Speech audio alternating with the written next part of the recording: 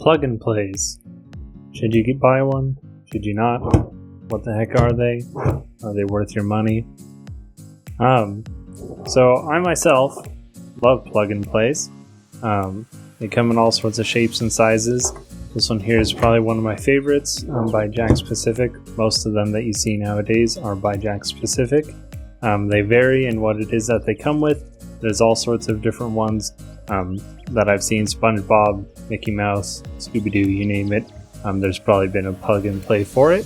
The benefit of them is generally they're cheap. I find pretty much all of mine at secondhand stores, and they come with a bunch of games on them. Some of them good, some of them not.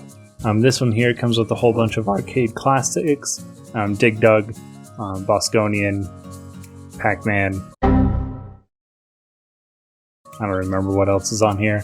Galaxian, I think. Anywho, it's really good, simple plug and play. This one over here is just a whole bunch of Atari games. This one's not super great. I don't really love the joystick or the button feel, but then again, I didn't love the original Atari joystick and button feel to begin with, so that's kind of expected. But growing up, I had a few of these, and I always loved them, and so when I got to be an adult and started messing around with electronics and things, I figured, why not make my own? So here I have my plug and play creation that I put together. It's got, right now it's running a bunch of emulators, so it's got a whole bunch of arcade games on here, Street Fighter, I think some Neo Geo games, that sort of thing. It's a really handy little kit that I put together. I made it all myself.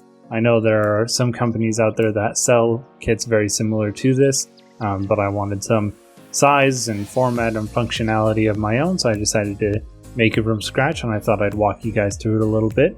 I do apologize about the glare there. There's not a whole lot I can do about it, but the lighting's not great in this room, so it is what it is.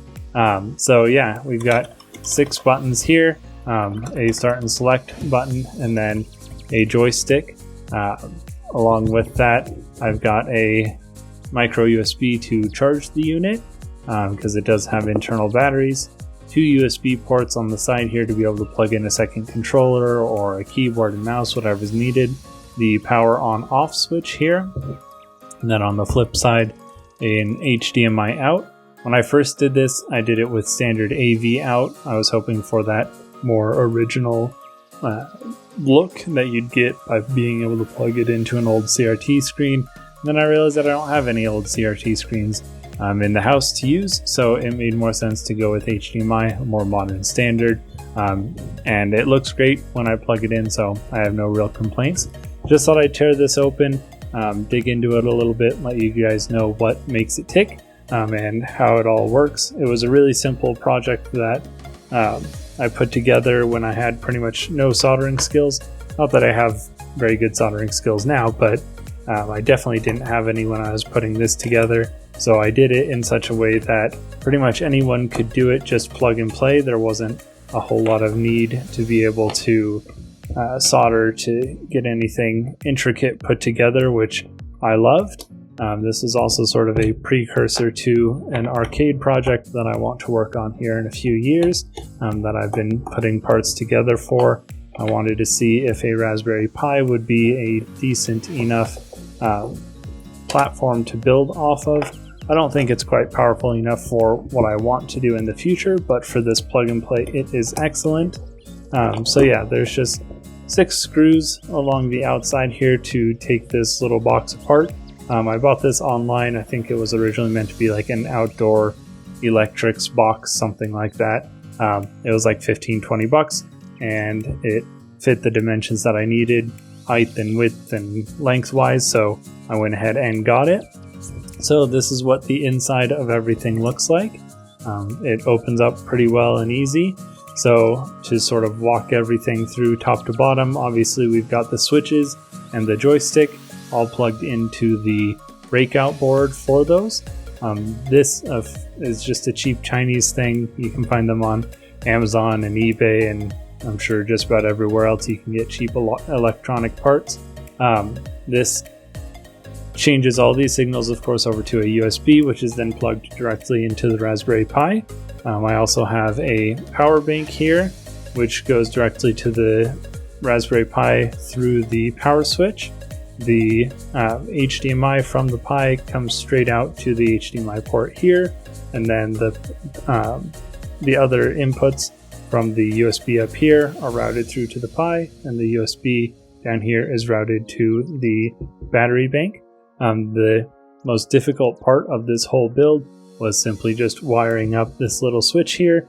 I did it in such a way that the light comes on when you power it on, so that you know you're getting some positive feedback that the Pi itself is getting power. You can now see the Pi powering up here with the little blinking lights and everything. But yeah, it works really well. And the thing that I like the most about this is it is built on the Raspberry Pi platform, meaning you can run just about anything that you can run on Emulation Station. It is a full Raspberry 3B Plus, if I remember right. So it's a pretty decent amount of power. It'll run just about any classic arcade game that you'll throw at it. PlayStation 1, original Nintendo, Super Nintendo, Game Boy, etc. It's a pretty slick bit of kit, if I do say so myself. I do have plans to sort of redo this. I'd like to trim down a lot of these wires to make things fit a little bit better, but this is very much so just a first attempt at a project, sort of a proof of concept, I guess you could say, and I think that it turned out great overall. I like it a lot. The form factor is nice. It's easy to take apart and diagnose, or even open up to be able to swap out the SD card if needed. If I decide that I want to put different games on it or anything like that, it's right there. If I want to load games onto it, it's all wireless, so I can just power the Raspberry Pi on, and then I'm able to transfer games and things through the network. I also have the keyboard and mouse on there if I wanted to play some old DOS games or anything on here. It's really easy to work with. It's a great little project box, and I really enjoyed making it.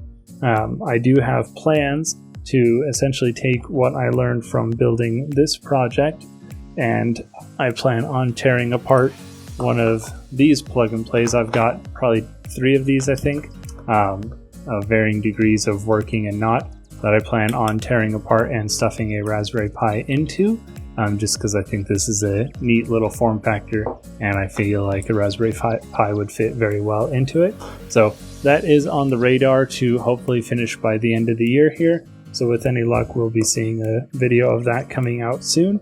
But for now, this is just a quick little show and tell, a walkthrough of one of my earliest and favorite projects that I love to tinker around with and show off when the time comes.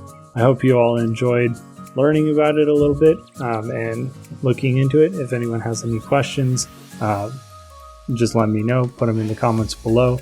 If you like what you're seeing so far, I'd appreciate a like, a comment, a subscribe. It really helps keep me going and feel motivated to keep making these videos. So until next time.